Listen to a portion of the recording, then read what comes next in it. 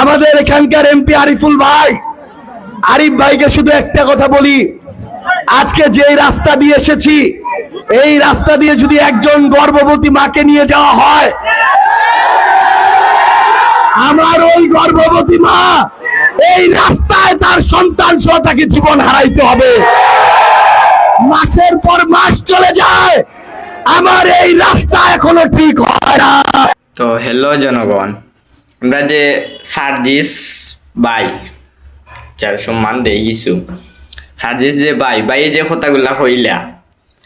আসলে এ বেটা তো আরিফুল হক চৌধুরী তো মনে করো যে আমরা সিলেট 4 আসনের এমপি, এরপরে সূর্য উদয় হইব অস্ত যাইব, এগুলো প্রকৃতির নিয়মে, কিন্তু বেটা তো 4 আসনের এমপি হিসাবে কমপক্ষে মাসও একদিন ইয়ে তো মুগুই মারবো না নে। তোমরা যে গরুর বাচ্চা যে ও যে আইসো গোয়াঙ্গার,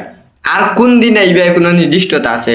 এ গাড়ি আর গোয়াই আইয়া যে ফোন পাতলামি মাতো হালার হালাই, পরে এর থেকে তো মানছে শেষ হইন দিয়ে হালার হালা গাড়ি আইন নিজে বালচির নামে নাই, আর আরো ঘুরে আইয়া হাওয়াত বুতাও হালার হালার গাড়ি আইন হালার হালাই,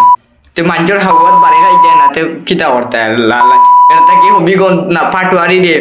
ফেলোর বিসি যে গালচন নালার হালাই, ওখানে শুক্রিয়া রে হালার হালাই বাঁচি গেছো।